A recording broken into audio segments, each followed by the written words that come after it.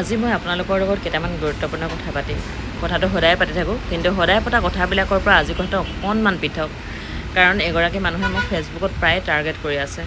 ফেচবুকততো target কৰিছেই, ফেচবুকত বদনাম কৰিছেই।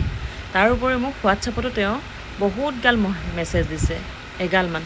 কিন্তু তাইৰ যিটো ইমেজ আছে বা যিটো বদনাম তাই ল'বই দুপইচা কমাব খুজিছে, মই তেনেদৰে কাৰোবাৰ ওচৰত বেচেৰা বা বেচেৰি হৈ জীয়াই থাকিব খোজা নাই।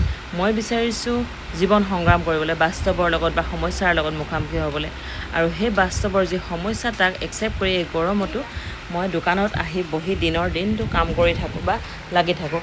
তাৰ পিছতো তেওঁ মোক এনেকৈ টাৰ্গেট কৰি থাকে, তেতিয়া কেতিয়াবা বেয়া লাগে, আচলতে বহুত বেছি দুখ লাগি যায়। সেইটো কাৰণে মই উপায় নাপাই আপোনালোকৰ লগত কথাখিনি শ্বেয়াৰ কৰিছোঁ। আচলতে মই আজি আপোনালোকক এটা কথা কওঁ, কাৰণ কেলৈ মই আজি যিখিনি কৰিবলৈ গৈ আছোঁ বা কৰি আছোঁ, তাৰ আঁৰত মোৰ সপোন আছে আৰু মোৰ কষ্ট আছে। কিন্তু তাৰ আগতে মই ক'ম এগৰাকী কোন হয়। আজি মোৰ এইখিনি গামোচা আহিছে, সেই গামোচাখিনি মই হিচাপ কৰি লওঁ আৰু পৰিপাটিকৈ থৈ লওঁ গামোচাখিনি।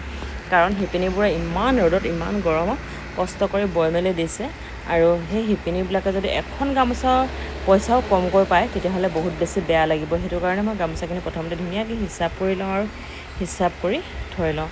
আৰু এই গামোচাখিনি হিচাপ কৰি তেওঁলোকক কিমান পইচা পায় তাৰ গোটেই এটা হিচাপ উলিয়াই দিব লাগিব। কাৰণ গামোচা যথেষ্ট আহিছে, গামোচাৰ লগতে পাগুৰিও আহিছে, এগালমান মৰাণ গামোচা। আপোনালোকক মই মৰাণ গামোচাবোৰ হ'লচেলতো দিম, আপোনালোকে হ'লচেলতে মোৰ পৰা গামোচাবোৰ ল'ব পাৰিব। আৰু এটা ধুনীয়া মৰাণ গামোচা, যিহেতু কাকপথাৰৰ হয় আৰু বোৱাখিনিও বহুত ভাল, আপোনালোকে নিজৰ কামত ব্যৱহাৰ কৰিব পাৰিব।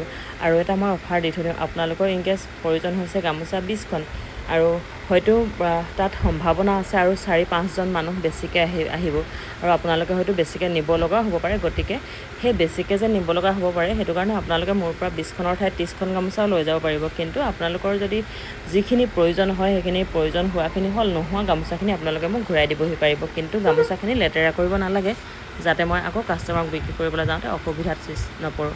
আৰু এখন চাওক, এখন দীঘল গামোচা, এখন হৈছে মাজত বুটা বচা মৰাণ গামোচা।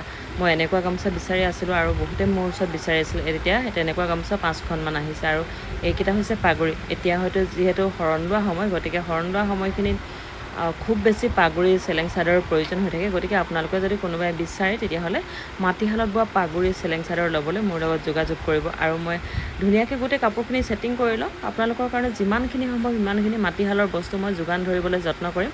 আপোনালোকে যদি ভাল পায় ভিডিঅ'টো, তেতিয়াহ'লে লাইক কমেণ্ট শ্বেয়াৰ কৰিব, আৰু ভিডিঅ'বোৰ শ্বেয়াৰ কৰি দিব, যাতে সকলোৱে বোৱা কাপোৰ ল'বলৈ সুবিধাবোৰ পায়। আৰু আপোনালোকৰ মৰম আৰু আশীৰ্বাদ দি থাকিব, ময়ো যাতে আপোনালোকৰ মৰম আৰু আশীৰ্বাদ বুটলিবলৈ সক্ষম হওঁ, যাতে মই আপোনালোকলৈ নতুন ভিডিঅ' আগবঢ়াই থাকিব পাৰোঁ।